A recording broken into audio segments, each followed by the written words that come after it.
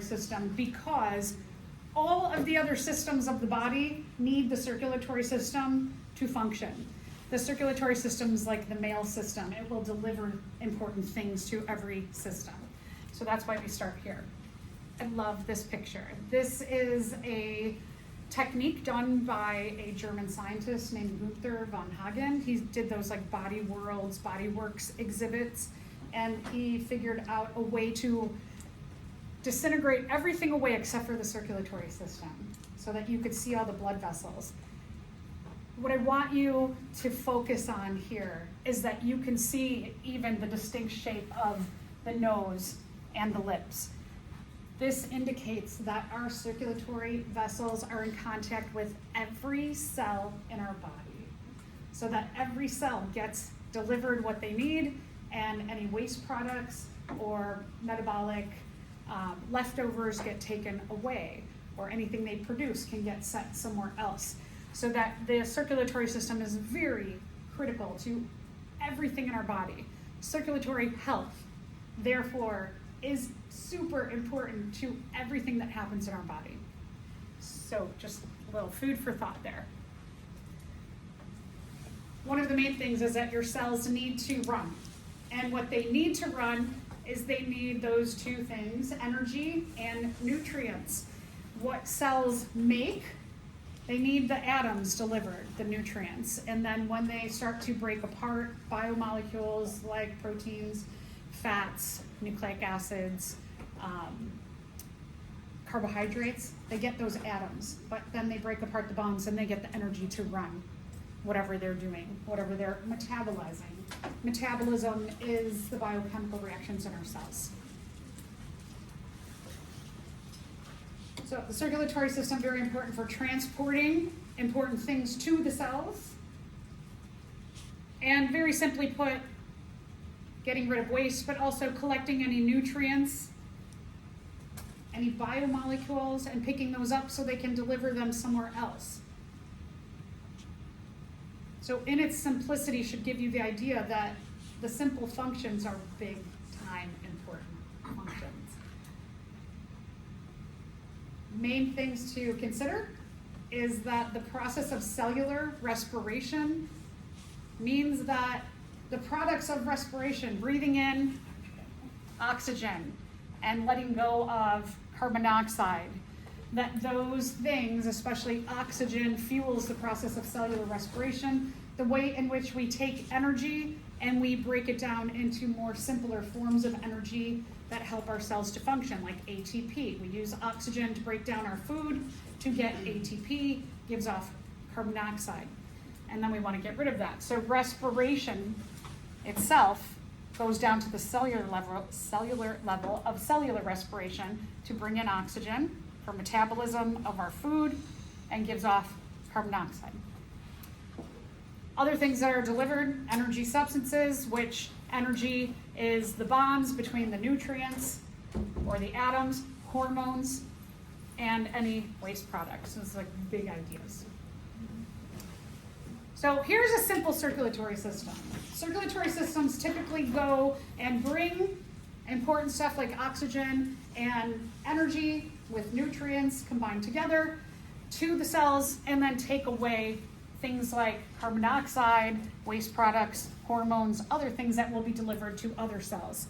So that's kind of like the big idea here. Every circulatory system has three main parts. Blood, it's the transport vehicle. So all that stuff gets carried or diffused into the blood or the plasma within the blood. There's blood vessels. It's contained inside of blood vessels, so like little highways throughout your body.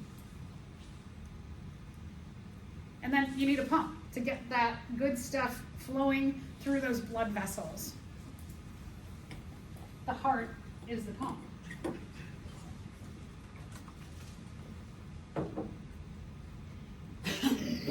So let's take a look at this pump in our body. Not quite, my heart is not quite that big. I would have really bad problems if my heart were this big. But here's our pump. One of the things that we can see here at the bottom part of the heart, which we call the ventricles, is that they look like if you thought about what does a muscle look like, looks typically like this. It has other looks to it, but these are the ventricles, and then these lighter colored flappy things on top are the atria, and then you can see all kinds of big tubes coming in and out of the heart. The chambers of the heart will contract. That's what muscles do. They contract and they relax. They contract and they relax. And when you were listening to your pulse last week, or some of you tried, or at least feeling in your neck, if you put your finger here on your neck, you can feel a movement like that. And that's the heart. Contract, relax, contract, relax. Just like any of our muscles in our body, our heart's going to do that same thing. And that causes your pulse rate. The atria at the top collect the blood. So it goes from top down to the bottom. Atria to ventricles. Atria collect the blood, send the blood down to the ventricles. The ventricles send the blood out to places like the lungs or the rest of our body. So here's a very interesting things in terms of evolution. Oh, we always talk evolution in biology. It's an important theme throughout biology. In our heart here, our heart is a pretty advanced heart in that we have 4 chambers. But when we look at fish only have 2 chambers. And then we get to 3 chambers where you have 2 atria and 1 ventricle in the amphibians. And then the reptiles are starting to evolve what we call a septum or separation. And so they have like a partial separation. But humans and, mammals and birds have these 4 chambers, which makes the separation of what we're going to talk about as the right side of the heart always carries deoxygenated blood, and the left side of the heart carries oxygenated blood. So we don't have a mixing of the oxygenated and deoxygenated. We've got that all separated out, which makes the pumping of the heart very efficient. Sorry. Thank you. Sorry, Benita. All right, so here's our fish. Fish have a simple system. They were the first vertebrates. Vertebrate meaning you've got a backbone.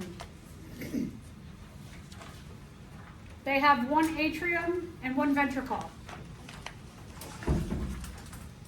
which means they have kind of like one main loop throughout the fish's body.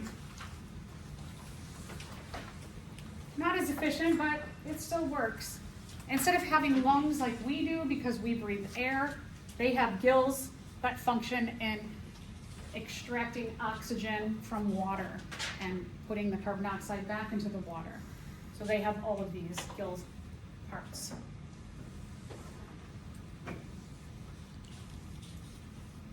So looping around, pick up oxygen at the gills, bring that oxygen out to the body while still picking up carbon dioxide to bring back. And then once the blood goes through the heart, carbon dioxide goes out of the gills and the gills collect more oxygen.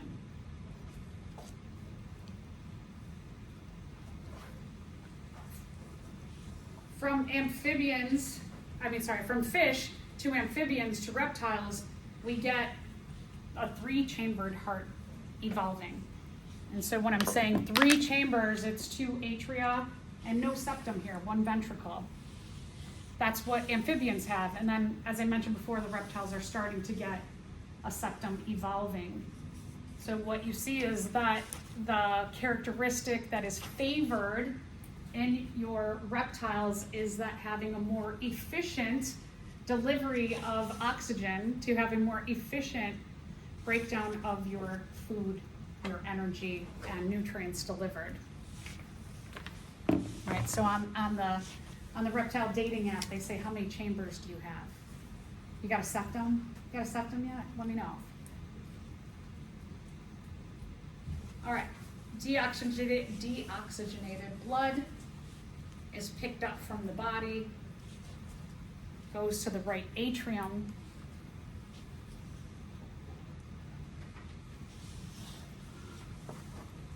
in reptiles, blood from the lungs comes in the left atrium. Right side of the heart, deoxygenated. Left side of the heart, oxygenated. Both of them dump into a single ventricle.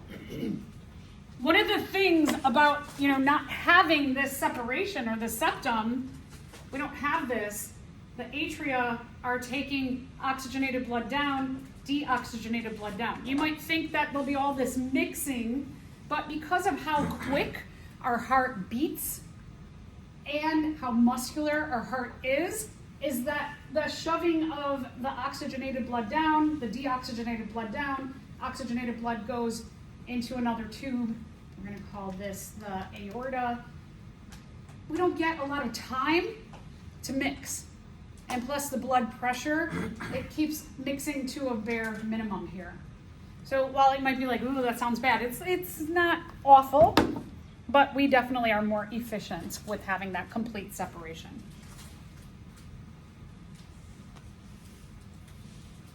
A little bit of mixing, but still not too awful. With the reptiles evolving those septum, you get less mixing. So just you go from amphibians being somewhat efficient, reptiles more efficient, and humans and mammals and birds very efficient.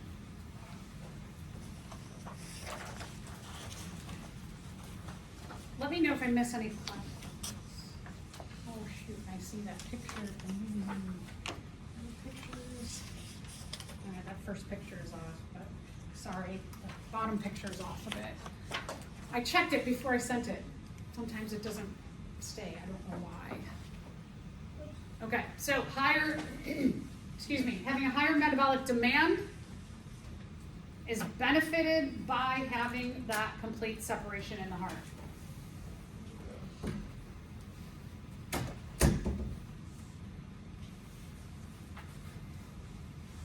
Sorry. All right, so we'll look kind of side by side at all of these different, oh, no, we're not there yet. So the biggest point is that complete separation makes it most efficient to undergo cellular respiration, which gives you the highest possible oxygen amounts from the left side of the heart out to the body, out to the head, out to the arms, down to the rest of the body.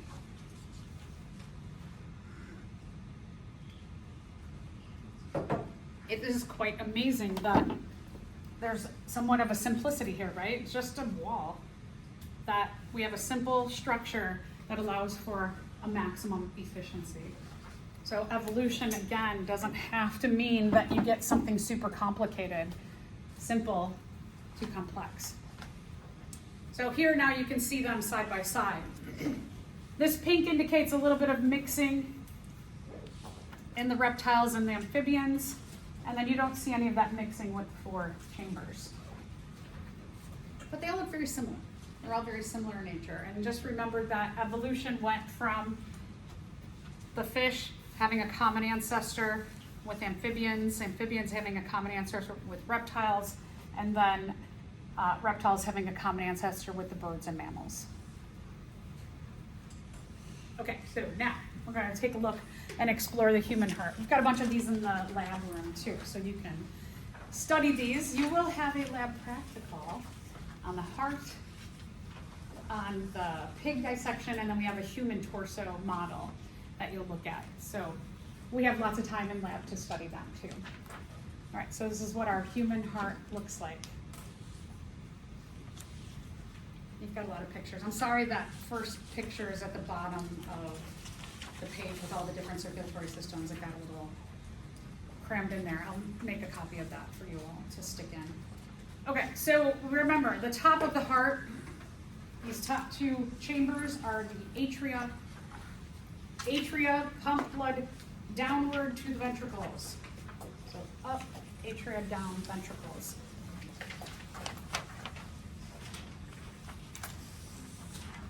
I have a question. On the slides that we have, it doesn't say anything. It just sounds like a box.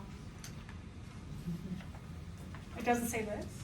No, because because the picture cut off, probably that's speaking Yeah, about. so if you could, sorry, if you could write in, it's atria is the top and ventricles are the bottom.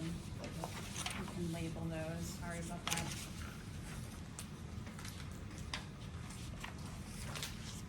It'd be a miracle if everything went perfectly fine in this class. Okay, we still got about a month.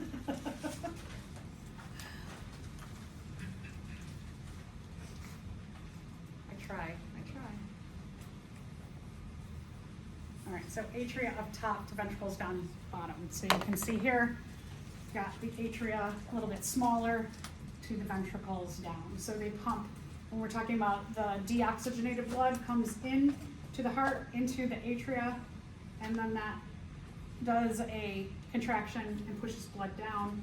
And then on the left side of the heart, oxygenated blood goes into the atria, contracts, pushes it down to the ventricle. The ventricles, so like for example, you can see on the right side here that the ventricle, the left ventricle pumps out to the aorta, or what we call also the aortic arch. Now the left, you don't see that because we're going to look on this side of the heart, on the front side. When we're looking at, so one of the things about these hearts is that when you're looking at my heart, this is my right and my left. So when you're facing the heart, you have to realize their right and their left is different from your right and your left. So a lot of times what students will do when they're trying to identify things is they go like, oh wait, okay, so this is my right. And then if I turn it over, this is the right side. The right side of the heart carries deoxygenated blood. In here, so it goes from the right atrium, deoxygenated blood goes from the right atrium to the right ventricle, and then inside of the ventricle, there's a tube that comes out here and pumps blood to the lungs. All right, so these atria up top, ventricles on the bottom, they're going to pump blood out either to the lungs from the right side of the heart, or if we're looking at the left side of the heart, it's going to go behind here. So from the left ventricle goes here, which is the start of the aorta. The aorta is behind what we're going to call the pulmonary artery here. So just know that this is sneaking behind there. So you've got like a pathway here behind the pulmonary artery, which we'll get to naming in a second. All right, so here's something that's really important to remember. Arteries away, AA, arteries go away from the heart. They take blood away from the heart. Veins go to the heart. Remember that. Not all arteries carry oxygenated blood. There are a few examples in our heart that do the opposite of that. So do not get in your brain that arteries carry oxygenated. There's always an exception to the rule in biology, except for this. Arteries always go away from the heart and veins go to the heart. One example is going to be this. If we take a look at our heart and whole, so this is the right side of the heart. So the right ventricle here, the ventricle pumps blood out here. And this is the pulmonary artery, and then it branches here, and you have another side that sneaks here, and that carries blood from the right side of the heart that carries deoxygenated blood to the lungs. So it takes the deoxygenated blood to drop off carbon dioxide. This is an artery. It's going away from the heart to the lungs. But what we see on the model is that anything that is red is indicating it carries oxygenated blood, and anything that is blue, like the pulmonary artery, carries deoxygenated blood. So here's a case where you have an artery that carries deoxygenated blood. So arteries do not always carry oxygenated blood. Your pulmonary artery and your pulmonary veins do the opposite of that idea. But what you do see is that the pulmonary artery it's carrying blood away from the right ventricle. It's going away from the heart to the lungs. So there we have a little opposite thing. In mammals, like us, we have lungs. So the blood from the right side of the heart goes out to the lungs via the pulmonary artery, drops off carbon dioxide, and then it's going to pick up oxygen. We could consider the heart kind of like two pumps. We've got a pump for the deoxygenated blood on the right side and a pump for the oxygenated blood on the left side.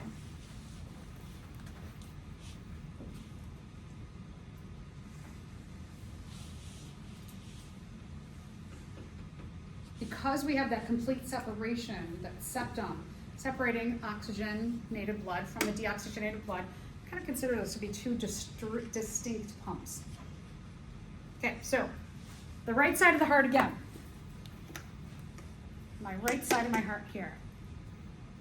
It's going to get deoxygenated blood. It collects deoxygenated blood from the body.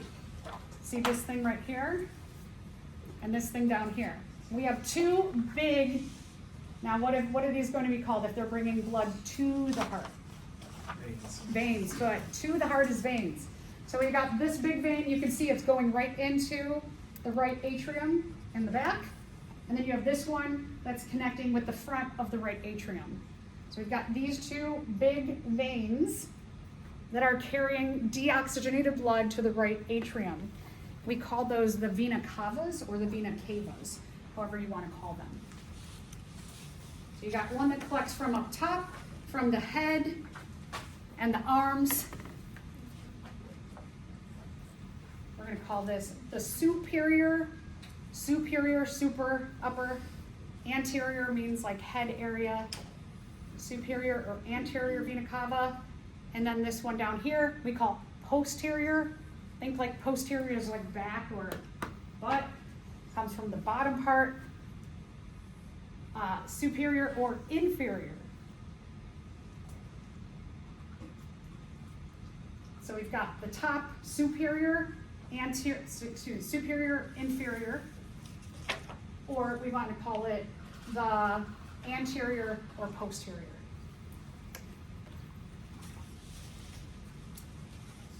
Atrium contracts, pushes blood down, and we'll get to more about the vena cavas in a sec.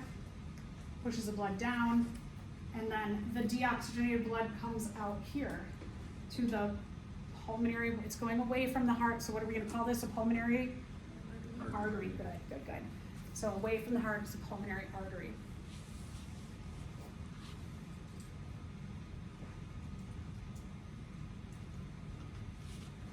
You might want to put in parentheses, deoxygenated blood away from the heart, just to remind yourself that here we have an artery that carries deoxygenated blood, but it's going away from the heart.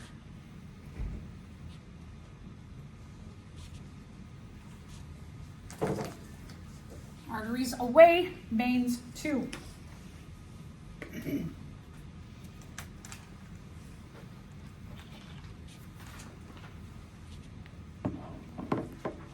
So the pulmonary artery is basically going like this to here, and then we're going to follow this. And you've got one branch that goes to the left lung, and you've got one branch that starts to branch to the right lung in the back. So here's the ends of the pulmonary artery. We've got a lot going on back here in the back of the heart. Some things are sneaking in front of and behind to get a lot going on, right? We've got a lot of things that have to happen here in the heart. All right, so they're going to take, the pulmonary arteries are going to take blood to the lungs. Remember that we have two lungs, one on each side. You've got your left side of your lungs and your right side. So that's why we've got the two branches, the blue branches in the back, the dark blue. All right, so now blood has been dropped off at the lungs. The lungs are going to do their magic, and they're going to, little alveoli sacs are going to release carbon dioxide, and they're going to pick up oxygen, and the oxygen is going to go to the right side, to the left side of the heart. So now we're going to be working on this side of the heart. So the atria, the left atrium, is you've got these two branches here, and then you've got two here. These are coming from the lungs. What color are they? Red. Red. Okay, so they're carrying what kind of blood? Oxygen. Very good. And if it's carrying blood to the heart, what are we going to call these red blood vessels? Pulmonary veins. Nice. Pulmonary veins. So they're veins, and they're going to be called the pulmonary veins, but they're red. They bring blood to the heart. That's why they are veins. So the pulmonary veins, the left side of the heart carries oxygenated blood. Left atrium receives blood from the lungs through the pulmonary veins. Red, I like this red. These pulmonary veins are red, which means they're carrying oxygenated blood to the heart. You might want to write down this. Pulmonary veins are veins because they're carrying blood to the heart, but they're carrying oxygenated blood to the heart. So here again we have an exception. The veins carry oxygenated blood. And you can see it here and here.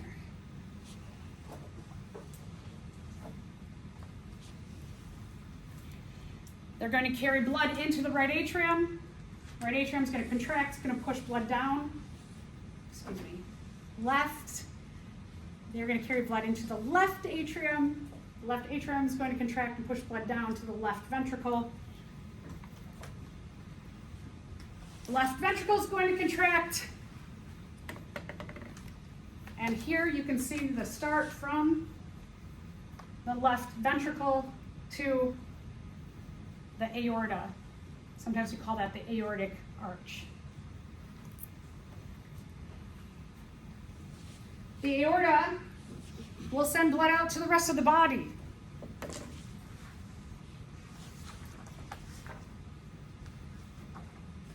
The aorta is big, thick, strong. So if we're looking at the aorta, check out what happens right away. You start getting branches off that arch. So these branches are going to places like up to your head, out to your arms, and then this will continue on and bring blood all the way down your body, and it'll start branching as it goes off. We call this the dorsal aorta. Dorsal, again, like a shark, right? The dorsal fin is on its back. The dorsal aorta runs like this, and then it comes down just on top of your spinal cord. The dorsal aorta is this long, or about this long. It's long, it's big.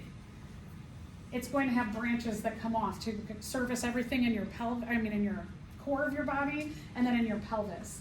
And it ends at the pelvis with what we call the iliac arteries. And then you have a lot of branches that then bring blood down to the legs.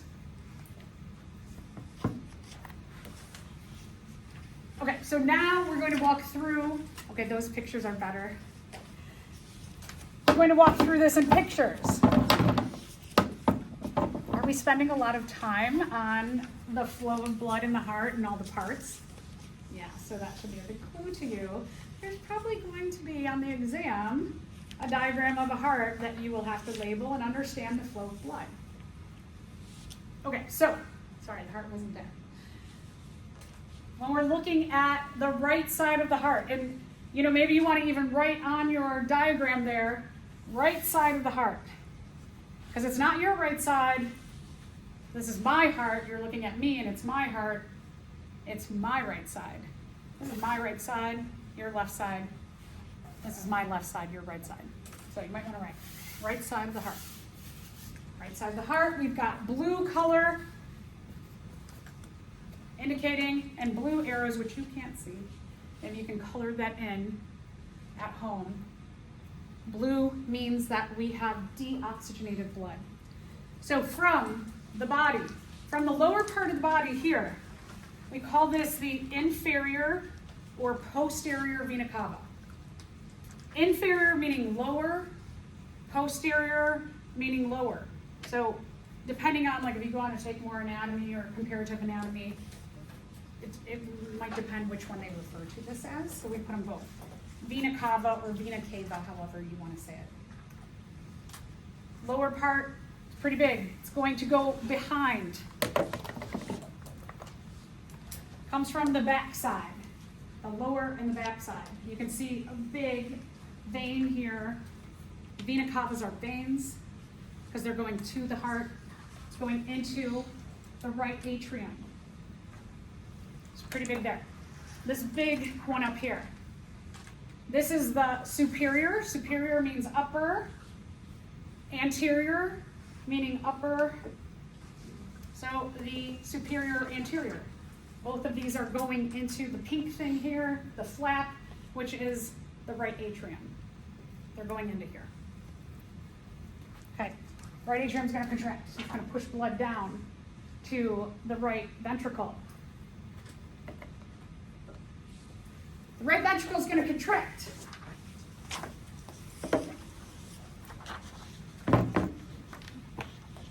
So this is going to contract. It's going to push blood here. You can see it coming from the right ventricle there. I'm going to put it back on. And you've got this blood vessel that's going away from the heart. So we're going to call this an artery, and this is the pulmonary artery. The pulmonary artery, after it comes out of the heart, it's going to split to go to the right lungs, the left lungs. I should put a big L and R on my hand. The left lungs and the right lungs back here. All right, blood goes to the lungs. Drop off. Carbon monoxide. Get oxygenated. Pick up oxygen. So now we've got, if we look at the back side of the heart, we've got these things here coming from the right lungs, coming from the left lungs over here into the left atrium.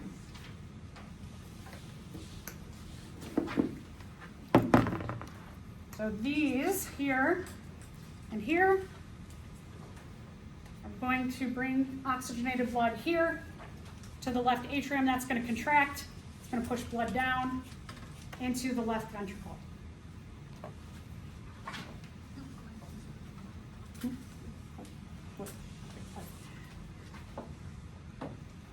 The left ventricle is going to contract. It's going to push blood up here to the aorta. The aorta is going to bring blood out to the head, to the arms, and then continue on back here. So if this were my heart, my dorsal aorta starts here, and then it continues on all the way down my body on top of my spinal cord.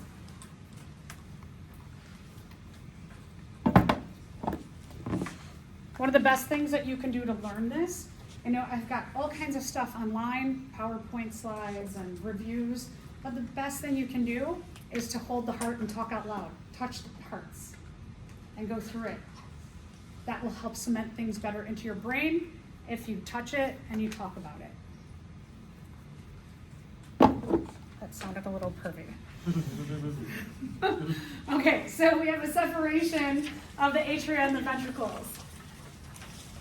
We've got 4 chambers. So in between the atria up top and the ventricles on the bottom, we have what are called, I love this name, the atrioventricular valves, because they're right between the atrium and the the ventricles, ventriculars. How nice.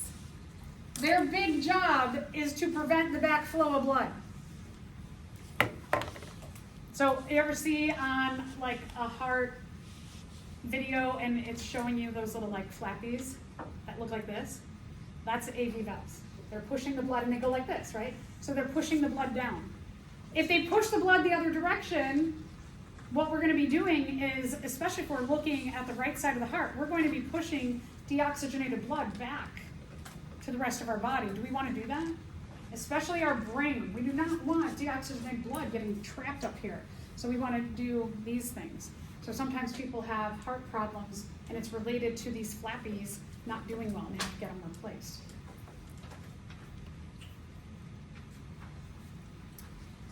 The left side of the heart, so you might want to write again, left side. You call that AV valve the bicuspid or mitral AV valve. The right side of the heart, you want to write right side, tricuspid. The AV valve is called the tricuspid AV valve. All right, so how do you remember that? I kind of think about like T and R in the alphabet are close together, right? R, T.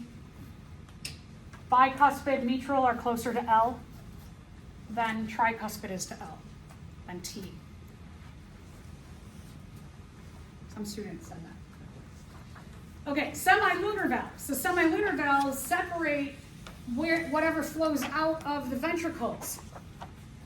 So we're talking about the pulmonary artery, these guys, and then you're talking about from the left ventricle to the aorta. They have like a crescent moon shape. That's why they're called semi-lunar, like the moon, like a lunar. So they have a little more of a crescent shape. And their job is to prevent the backflow of blood because we want to keep the oxygenated blood and deoxygenated blood. So deoxygenated blood going out to the lungs to get rid of the carbon dioxide and the oxygenated blood flowing out to the rest of the body. They have with success used pig valves to replace these. Did you hear about the man who got a pig heart? He lived for a month and then it kind of pooped out. But we're definitely seeing some like cross species possible using of stuff. The heart is a muscle. It needs its own blood supply. It needs to have oxygen supplied to the actual heart cells. I love this picture because it shows you the coronary arteries and imagine the heart underneath. Here you can see them on the heart, and here on the heart you can see the red spider-webby arteries go all the way around. You have two branches, and the two branches basically come down. You can see here, 1, 2 branches. And this one will go on the back side of the heart and service the back side, and this one will go on the front side of the heart. Oftentimes what will happen is if somebody gets occlusions in their in their coronary arteries, so like if this side here or here gets occluded by plaque from heart disease, what can happen is that if this one gets backed up or blocked up, this branch will go further and come around, and it will grow, and it will make up for the other one. Our body just knows to do that, to help out. And then if something happens to that one, then you get in trouble. These are the arteries, when they get blocked up with plaque, that cause you to have a heart attack. So our heart health is super duper important. It stems with these little arteries here, these blockages, and we'll get to that in a bit. You also have coronary veins. So you've got the coronary arteries in red. You can see those branches, and then you've got also the coronary vein branches also.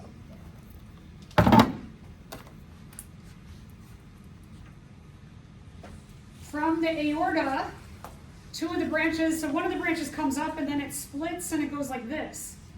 And you have your carotid arteries bringing oxygenated blood up to your brain. They're big. These are the ones that you can feel your pulse in your neck with. So these come from one of the branches. Splits, goes 2 ways, and then you can see those split further and further and further. But from one splits, and then splits, and then they'll split more to kind of spider web into the brain. Opposing those in your neck, you've got the jugular veins. They bring deoxygenated blood from the brain back to the superior or anterior vena cava.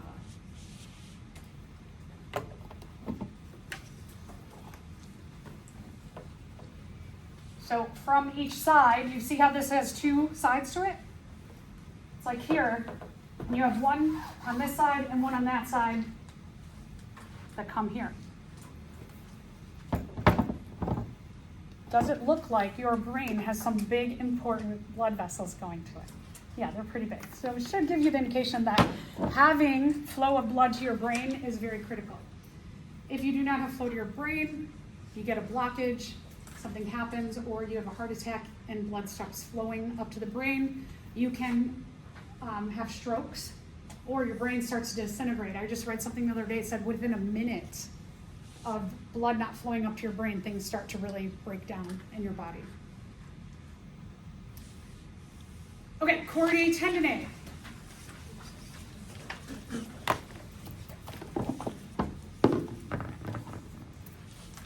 From the valves, you can see these like muscular looking thingies here.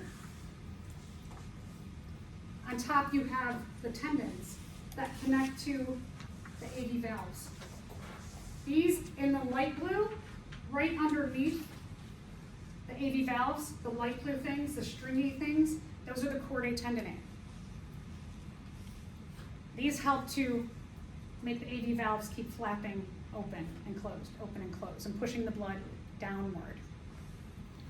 Below them, these little muscles, these are the papillary muscles. Papillary muscles, chordae tendineae, AV valve. Papillary muscles, chordae tendineae, AV valves.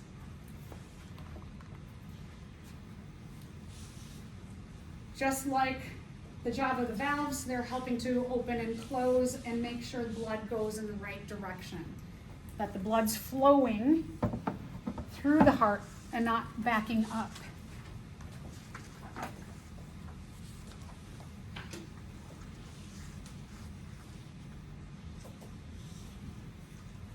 So again, stringy things are the chordae tendineae, AV valve, papillary muscles. Heart's always got to work. It's always got to work. I just mentioned, right, the brain. If the brain doesn't get blood, within a minute, things start to really break down in your whole body.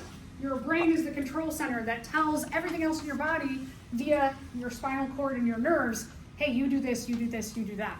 If the brain doesn't get nutrients and oxygen to break down, nutrients and energy, and oxygen to break down those nutrients and energy, then the brain can't tell everything to do stuff. And so then everything's like, I'm waiting for directions, and just sits there and everything starts to not work. So in lab, you were tracking your cardiac cycle.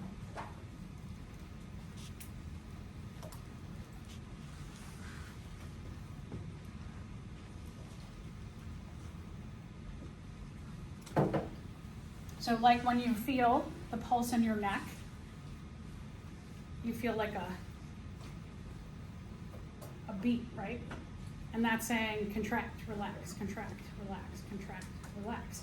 The health of your heart, there can be indications of how healthy your heart is if you're doing like contract, relax. If your heart's too relaxed, you could have too low of a blood pressure, too low of pumping the blood out. Every time it contracts and relaxes, it means it's pushing blood. So heart contracts, and if there's a really long relaxation part, it means that the contraction of the heart's not super strong. Opposite way too, like if you take something like, let's say cocaine, it can make your heart start beating crazy, or caffeine even, right?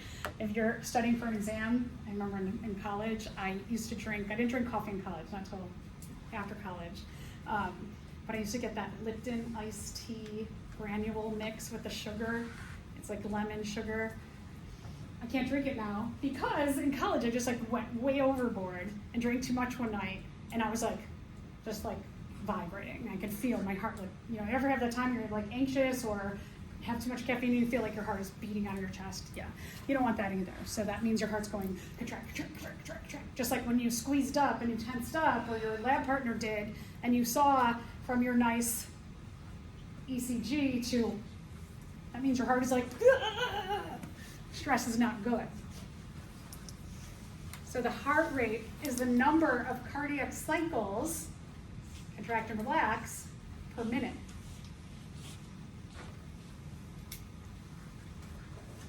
Athletes are a little bit of an exception to this like long relaxation period, because athletes, because their heart pumps so hard, because they've trained this muscle so well that it can pump really hard, and then the relaxation can be longer.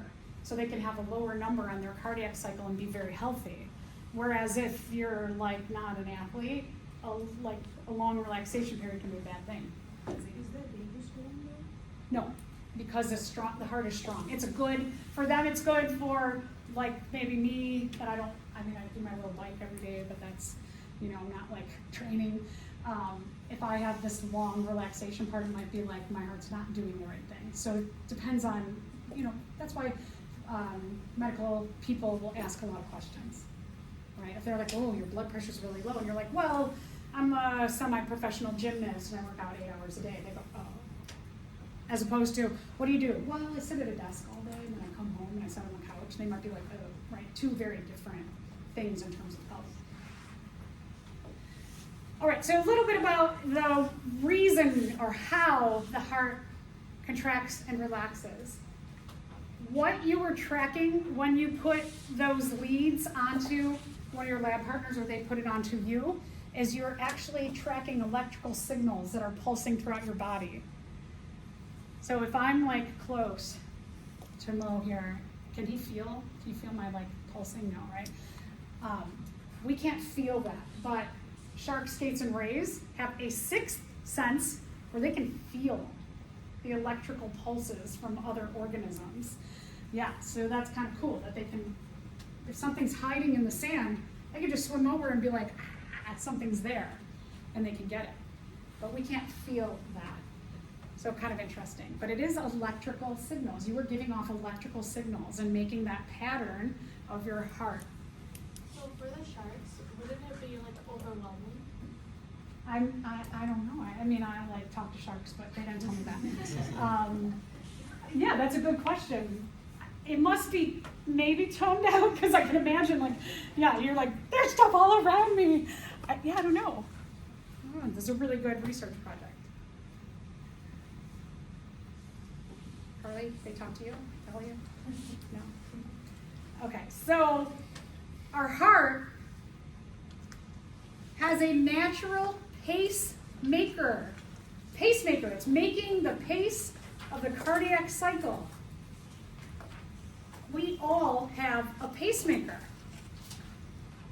It's when your pacemaker goes bad, when something happens, I believe it's called tachycardic, that they like, your heart's like doing all these like erratic, instead of doing that nice little, thing that you guys tracked, it starts doing like irregular ones, and they're not, what you might have noticed on the printout from your ECG is it was a pretty regular pattern across. Well, then you start getting all these like odd patterns. It's not the same thing over and over again. That means that your pacemaker of your heart is not like making a regular thing. It might be like 1 and then 3 and then 2 and then 1 and then 4. And so you don't want that happening. It can wear out, a lot of things in your heart can get worn out quickly. So what they'll do is someone, if they're like, every so often I get like a stutter breath, then they're like, oh, well, let's do an ECG on you and we'll figure out like what's going on with your heart. And they might figure out that the pacemaker of the heart needs to be, well, sometimes they can kind of like restart it, usually start there. They give you a little jolt and then it will put it back into its regular rhythm. If that doesn't work, then they give you an electric pacemaker. All right, so what you saw on your ECG, your electrocardiogram, is you typically had like a little bump, and then a spike, and then a little bump, and then there was this straight period. So this is contraction area, and this is relaxation area in general. and a regular pattern shows health. So the pacemaker of the heart, it's called the SA node, the sinoatrial node.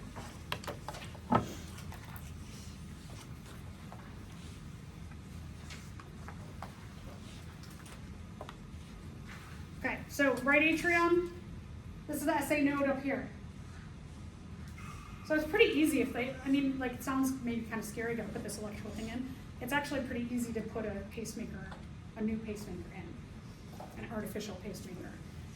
The SA node is going to send a signal, an electrical signal here, and it flushes across.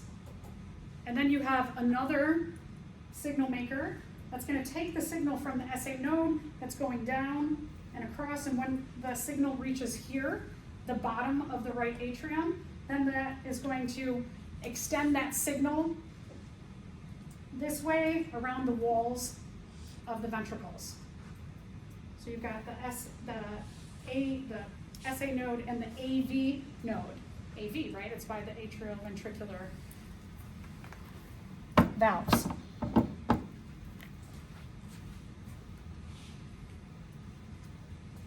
We've got all these little helpers to help that heart just staying in rhythm and staying healthy.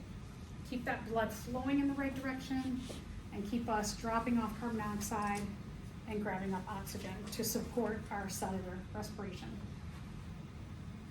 So here again, you can see, just like I pointed out on the model, the SA node is up top of the right atrium, and it's going to send that signal across the atria. It's going to send it down here. When it hits the AV node is going to take that signal and it's going to send it via the septum and then around to the walls of the ventricles. All right, so a little bit about blood pressure. What you took when you put that, well, you put the cuff on your wrists, the crappy ones. They typically do it on your arm. The heart, so these contract, and within a millisecond, these contract. So the pacemaker, which is here, pacemaker, it's really quick in flushing that signal around and down and then around. These contract, it's not like a big like atria contract and then the blood gets pushed. It's like, so it's almost simultaneous. It's like a millisecond between that signal going from the atria to the ventricles. So the heart kind of like contracts like this, up to down. There's not a waiting period in between atria contraction then to ventricle contraction. It's like almost milliseconds together. Once that happens, those ions that make the electrical signals in the heart are flushed through, and then you get another flushing, and that's the cycle repeating over and over again. So this happens super duper quick. One of the things about, like, when we're talking about the electrical signal, if we look inside of a cell, what we're really looking at the cellular level is things like you're adding up ions inside of the heart. So let's say that you have 38 of these and 49 of those. You have more negative ions in the heart than positive ions, and I'm just making this up. I'm making this up in terms of the numbers. That because I have more negative ions, it gives that flushing a negative charge, so that our cell is negative in charge. Doesn't necessarily mean a bad thing to be negative then, right, in terms of the heart, because a negative charge is going to make that electrical signal cause the heart to beat and have your cardiac cycle and your pulse and the movement of blood. Okay, so you have two parts. There's two numbers when we're looking at our blood pressure. You have the systolic blood pressure. It's the higher of the two. Diastolic is the lower of the two. Systolic is more like the contraction of the ventricles. So atria contract, and within a millisecond, right, the ventricles are contracting. So this is really an indication of contraction of the heart. Because the ventricles are more muscular, they call that the ventricular contraction. The diastolic is the relaxation period in between. Always remember systolic is on top and diastolic is the bottom because S is higher in the alphabet than D is lower in the alphabet. If that works for you, that works for you. Okay, so a little bit about how this happens is this is amazing that somebody figured that this system of putting a cuff on your arm could lead to telling your blood pressure in your heart. So I always think it's like brilliant. How did we get here? Okay, so somebody's going to take a stethoscope. They put the stethoscope on. Somebody's doing it like the manual way. Put on a stethoscope and they listen for the pulse in your arm.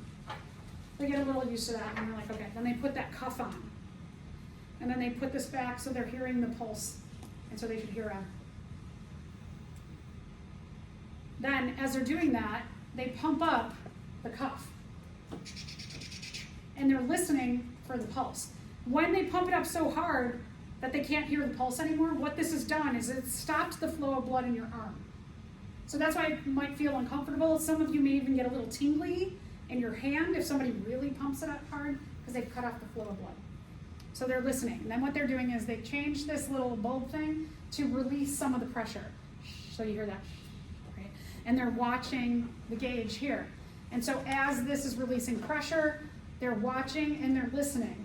So the flow of blood cuts off. So when they start this process, they pump it all the way up. They don't hear anything because they've cut off the flow of blood. So it goes from bump, up, and then it's pumped up and they're like, oh, don't hear anything. So as they release the pressure, what they're listening for here is when they start to hear the pulse again. It means that you've cut off the flow of blood. Now we're starting to let the flow of blood go back into the arm. When they first hear the flow of blood back into the arm, that's your systolic number. So then they're listening. It goes from like really faint. They start hearing it. They look at the gauge. They're like, okay, that's the systolic number, 120. And then they're listening. And once the flow of blood goes back into your arm, it gets really quiet. And when it gets super quiet, then that's your diastolic number. So that's how they do the blood pressure. And this equates to the strength of your ventricle and the length of relaxation in your heart. So I think pretty amazing that somebody figured out these correlations together. Because would you guess that would be the weird flow of blood would indicate all this? Yeah, so some brilliant person like you figured things like this out, which are really important. So when you get that continuous flow of blood, the pulse quiets down, that's the diastolic number.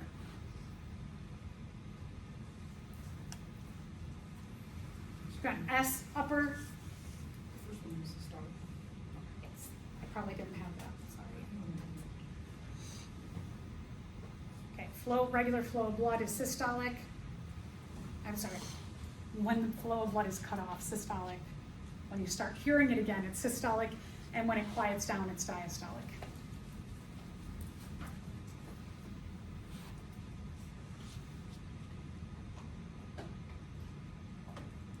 I'm always amazed. So I give blood with the Red Cross every 8 weeks, which I'm going tomorrow to give my blood.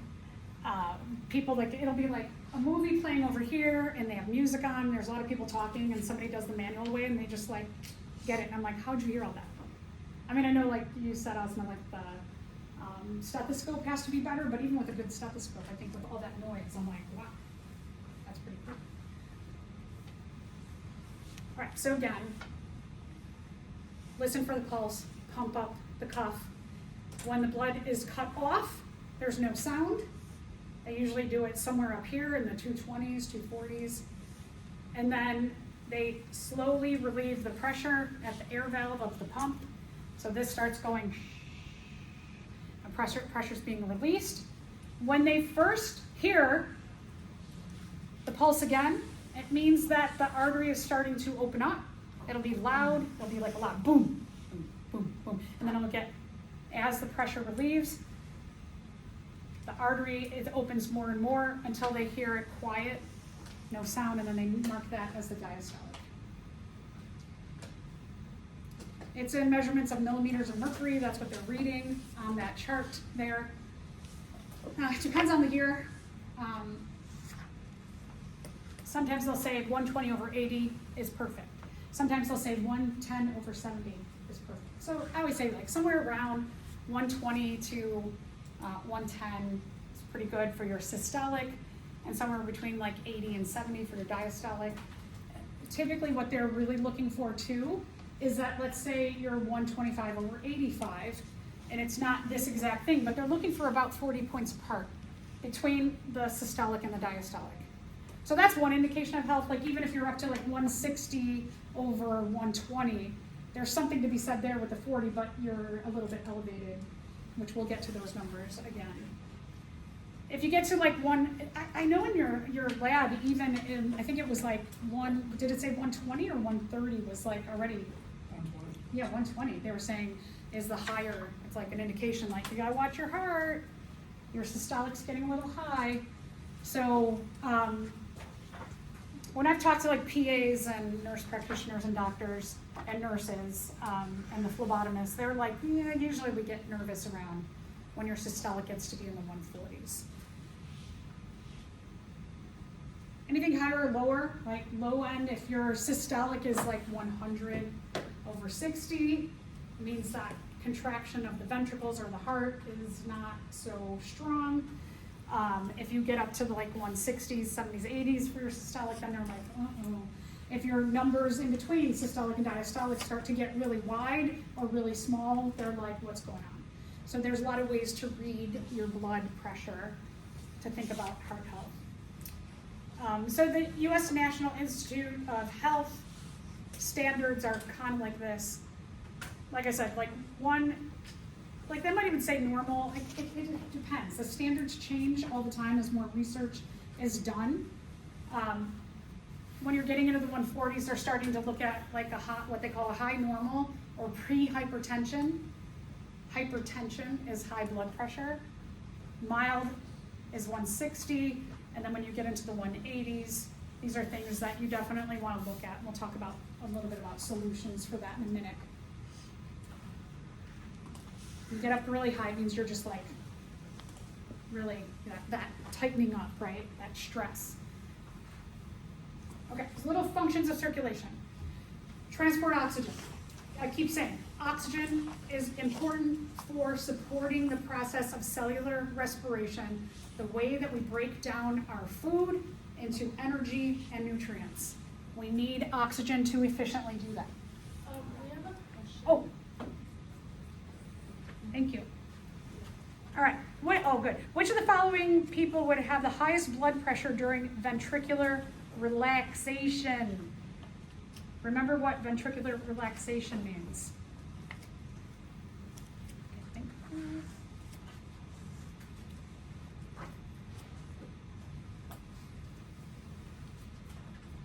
Does ventricular relaxation refer to your systolic number or your diastolic number?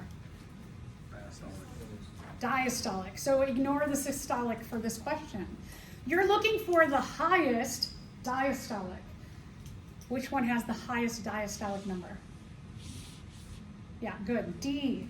D has a high diastolic number of 90. So again, be careful what you're reading there and comprehending. Jenna, please let me know any more questions. All right, so heart, oxygen, right? Transport oxygen out so that we can do cellular respiration efficiently. Get carbon dioxide out of the body. If it's something in water, its gills will release that, or lungs, and us, and birds, and reptiles, and amphibians. Also helps to take our food sources from our digestive system and get them out. Helps to transport hormones around the body. Can get waste, which could be carbon dioxide, but also we have places that make waste.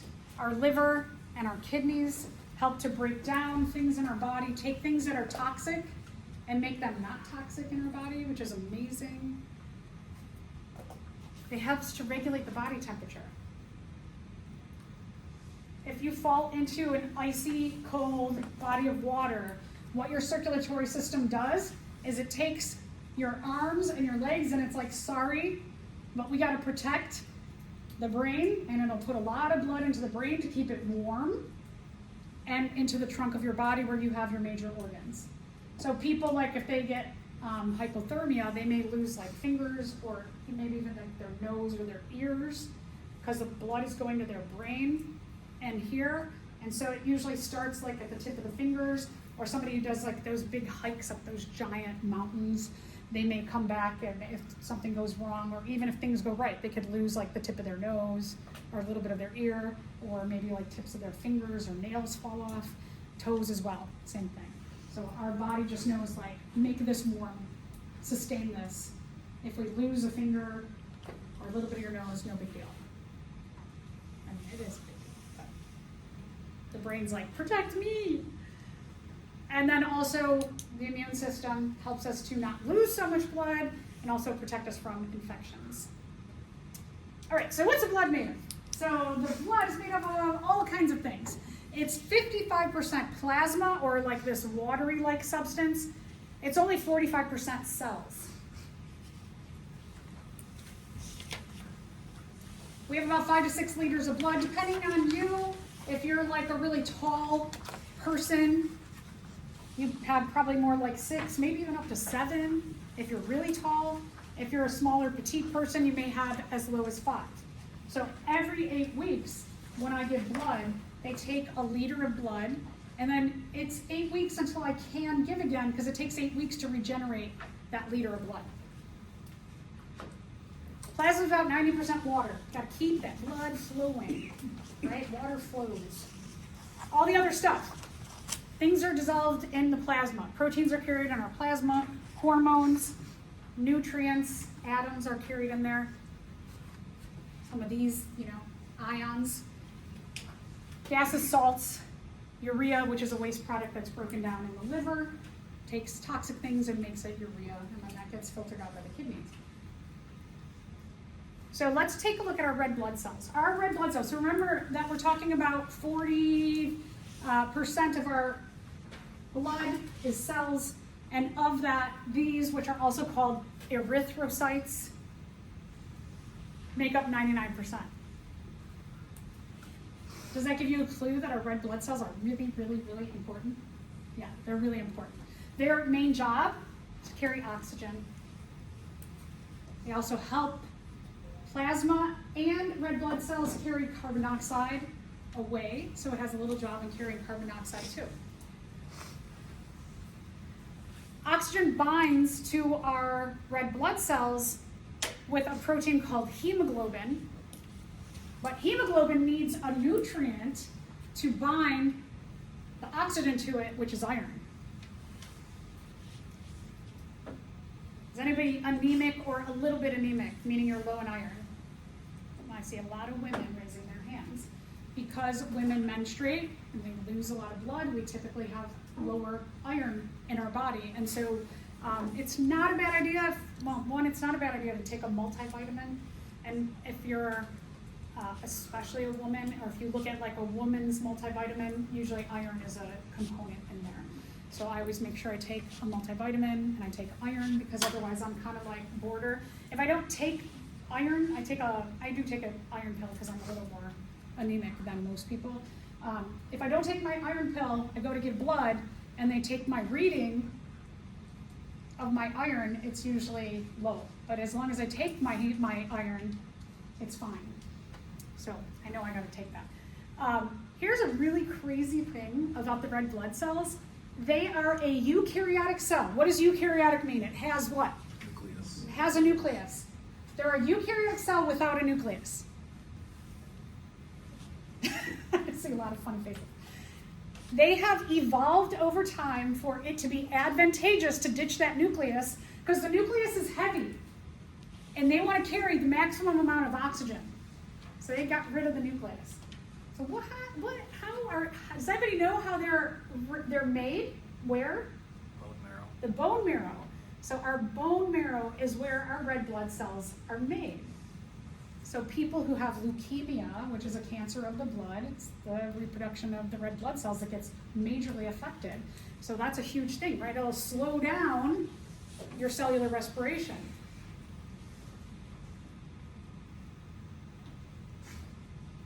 They kind of look like what's called a B alley. It's like not quite a not quite a donut or a bagel, but it's like if you took a bunch of dough and then you just pushed the middle in, but you didn't push all the way through. That's the shape of the red blood cells. Someone who has sickle cell anemia, their red blood cells genetically are programmed to look like this, like a sickle. They have points on them. The shape of them doesn't allow for the maximum carrying of oxygen. So it's called sickle cell anemia because they can't carry as much oxygen as this shape of red blood cell. The sickle part is where so you got the anemia thing, which isn't great. This causes a lot of problems, the sickle part. So these points, so like, you know when you played a game when you were a kid and you had that box and you had all those shapes and you put the like square into the square and the star into the star and the circle into the circular vessels? They have evolved for this shape to be advantageous because it flows easy through our circular blood vessels. This doesn't flow as well. This gets stuck. Our circulatory system bends all over our body, right? Just think about like here. Your circulatory vessels have to go like this. This shape, do you think on a turn, it's gonna flow easily or maybe get stuck? They get stuck. They poke in to our blood vessels. So they can do things like this, can actually puncture blood vessels, or can cause like one gets kind of stuck, maybe it doesn't puncture through, but kind of gets like wedged in a crack, like your joints, everywhere you have joints, is a very dangerous thing for someone who has sickle cell anemia because they get blockages. What happens when you get a blockage? Blood doesn't flow to the rest of the area, right? Also then, if we get a blockage, our immune system kicks in, and then it starts to make a clot. Right? So then a clot, they could have a clot form, and that clot could flow to somewhere else in the body, like the brain, and cause a stroke, or somewhere else and just stop the flow of blood. Like, right, if you get the flow of blood stopping to like your pinky, you could lose this pinky. It's all kinds of problems. They will stick into places like the liver and cause the liver to cause a process called jaundice, which causes you to be like a little bit more yellow in your skin and your eyes. A lot of babies are born with this problem if like the blood cells aren't flowing enough, or the liver isn't advanced enough, and it'll take a few days for all that to kick in. But lots and lots and lots of problems with this. All right, white blood cells. White blood cells, a big name for them is leukocytes. If you've taken an immunity class or you go into much more depth, we'll go a little bit more depth, but not too much, on the white blood cells, you start to get very specific names for all the leukocytes, the white blood cells. They're super important in our immunity. Remember, your white blood cells only make up about 1% or less than 1% of your cells in your circulatory system. So our immune system can kind of look at it two ways. Like, there's so many red blood cells that there's even a lot of these as 1%, but they're just a small part of our blood. Oh, this is cool. Our blood cells, our white blood cells are really fierce. When they find, you can see these bacteria, that they can shoot out parts of themselves, kind of like that amoeba, and they like grab onto any kind of foreign cell in our body. There's all kinds of great pictures out there of the white blood cells. They are looking for anybody who's not invited, anything that's like not a self cell, virus particles, protists, bacteria, pollen grains, dust. They're looking for anything that is not you. When they find something that is not you, what they will do is they'll start to attack it, like you saw the thing shooting out. And then there's certain kinds of leukocytes that give up their life to grab that up and start to digest it, but they also kind of digest themselves in the process, those lysosomes, and they give themselves to the process of digesting that other thing. And then they become white pus. They got the bad stuff in there. So while we think pus is disgusting, it's actually a really important, good thing. And then the last kind of cell are called platelets. Well, excuse me, platelets are not a cell. platelets are a part of a cell called a megakaryocyte. Megakaryocytes are a cell that produce platelets. So platelets are just little pieces of a cell.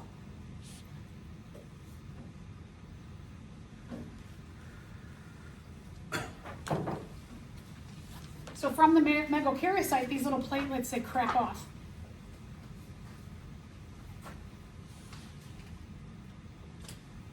All right, so platelets are super cool.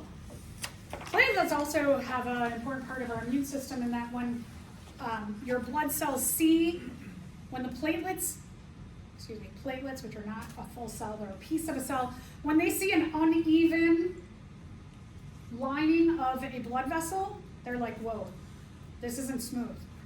Let's fix this. So what they do is they attach to that area, and then they start sending out what is called fibrin. They're like Spider-Man or Spider-Woman. They shoot out this fibrin, which makes a big web, and it starts to capture everything in the path. If something has an uneven surface, it might have gotten like poked or bit or disturbed by maybe like a bacteria, or maybe like you sprained your ankle and it ripped open a bunch of cells. They got to go and clean up that stuff, because when a cell rips open, it's not just like the organelles that fall out. You also have metabolic waste products, and some of those are toxic. We don't want them floating around in our ankle, so they're going to come and they're going to like help to clean that up. So they shoot out this fibrin, and then they start collecting things like white blood cells. You can see here. And then the white blood cell is going to start shooting out its own kind of stuff to get any bacteria or any toxic stuff, and together they're going to clean up that area. But what they cause in this big mass that the platelets make is they make a clot. So you get all this stuff together. Now, part of the whole process of like the immune system is also getting rid of the clot, but if that clot dislodges, it can flow to somewhere else and cause a problem of blockage somewhere else too.